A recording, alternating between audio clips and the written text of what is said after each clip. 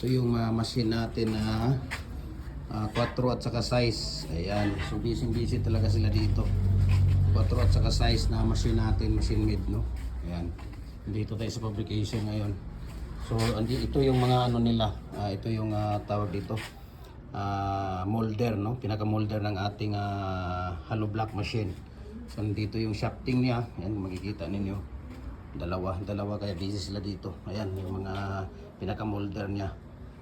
Okay, so ang daming ginagawa dito sa fabrication. So ang dami ito, nagpapatuyo pa ng tawag dito, yung 4 na 3.5 to. Mayroon ding 4 na standard double. Ayan, mayroon ding size nga standard, mayroon ding size nga commercial, mayroong single na 3.5 commercial. Ayan. So busy talaga tayo dito sa fabrication. Wala din si Kuya Mimir, umalis.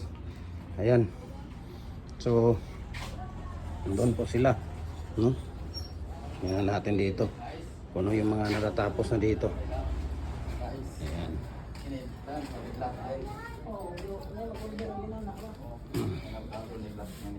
Ayan, so busy sila dito sa paghahakot ng ating mga molder, no?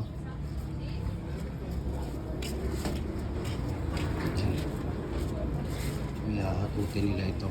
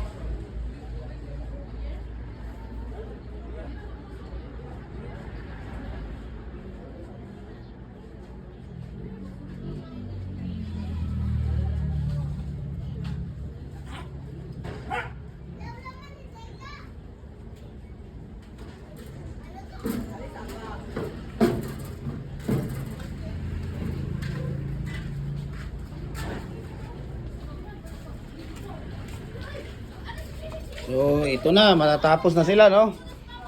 Ayan, so ayan, no? So ang dami nating mga ano dito. Ito po yung ano natin, no? Ito yung molder natin ng tawag dito. Ito pala yung isang ito pala number 6, no? Ito yung machine natin. Ayan, no? Electric hollow blocks machine natin na size. Ito naman ay 4. Ayan, kung makikita ninyo. Okay? So mayroong handle, ayun, makikita niyo yung handle. So ang dami, no?